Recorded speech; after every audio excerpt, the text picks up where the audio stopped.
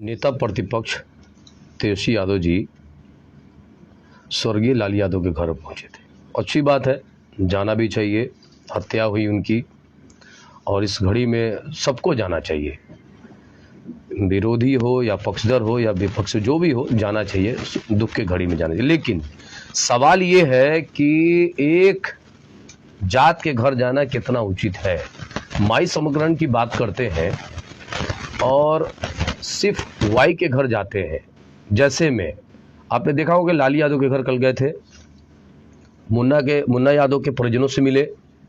और जब पिछले कुछ विगत दिनों में आपने देखा होगा कि जेपी यादव के घर नरसंहार हो गया था, 3 लोगों की हत्या हो गई थी गोपालगंज में। वहां उन्होंने 80 विधायक जाने की बात कही थी और गए भी। हम मुसलमान कहाँ हैं? हरदिया के रहने वाले जो इरशाद खान, जो 28 साल की उम्र थे, एक जवान युवा की हत्या हो जाती है और 2 भाइयों की गोली लगती है और एक पीएमसीएच चले जाते हैं। अब पीएमसीएच और उनका आवास कितना दूर है पटना में, अब सब लोग समझ सकते हैं। लेकिन हम लोगों से कोई पूछने वाला नहीं होता है और ना कोई जाने वाला होता है।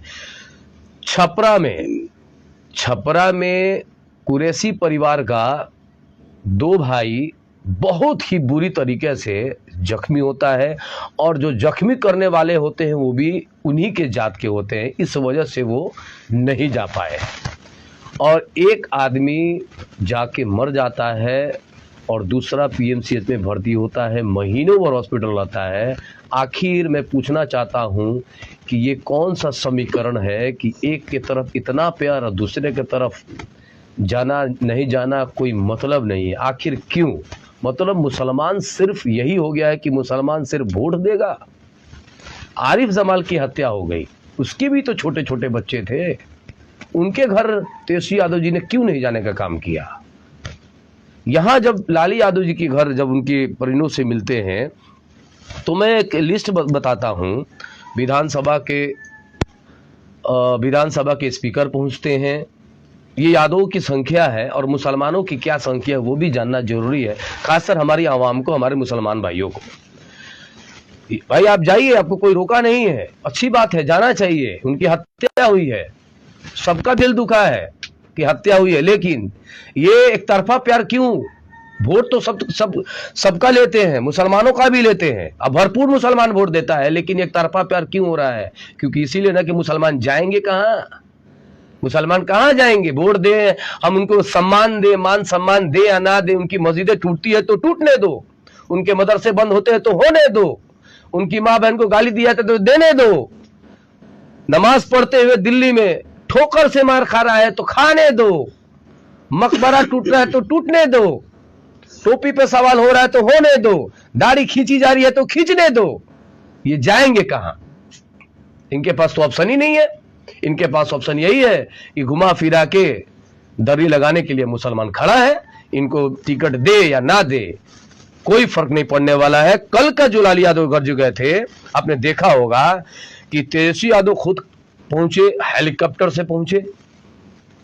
उनके जात के, यादव जात के पप्पू यादव पहुंचे, उनके जात के विधानसभा के पूर्व स्पीकर औध बिहारी चौधरी पहुंचे, उनके जात के श्रीकांत यादव विधायक एकमा पहुंचे, उनके जात के सत्येंद्र यादव विधायक माझी पहुंचे, उनके जात के हरिशंकर यादव विधायक रघुनाथपुर पहुंचे, उनके जात के प्रेम शंकर प्रसाद यादव विधायक बैंकुटपुर पहुंचे और पूर्व विधायक अमरनाथ यादव भी पहुंचे। विधानसभा का स्पीकर पहुंचते हैं, पूर्व उप मुख्यमंत्री पहुंचते हैं।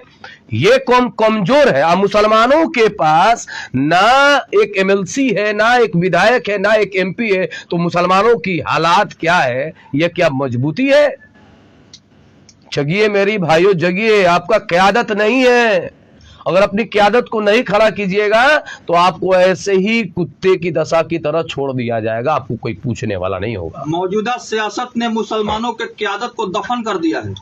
आज जब से आप समझ लीजिए 20 साल हो गए हैं स्ट्रगल करते हुए तेजस्वी यादव को, बार बार एक ही बात बोला जाता है कि सरकार हमारी आएगी तो ये हो जाएगा। जैसे अभी उन्होंने कहा कि सरकार हमारी आएगी तो वक्फ बिल को फाड़ के हम मैं पूछना चाहता हूं तेजस्वी यादव जी से कि आप ये क्यों नहीं कहते कि सरकार आए या नहीं आए, आपका क्यादत आएगा। सवाल क्यादत की है, सवाल मुसलमानों की पिलर की है, सवाल मुसलमानों की नेता की है। और इस तरीके से दोहरा नीति जो चल रही है राष्ट्रीय जनता दल कि हरदिया जैसे इतना भयानक हुआ, सब लोग गए, लेकिन कोई ना मुसलमान का विधायक है ना एमपी है। तो आप मुसलमान सोचिए आप कहां पे खड़े हैं। आपको सिर्फ यूज किया जाता है, आपसे दर्री लगाया जाता है, आपको कुर्ती लगाया जाता है, इसके सिवा मुसलमानों को कोई इज्जत नहीं है बिहार में।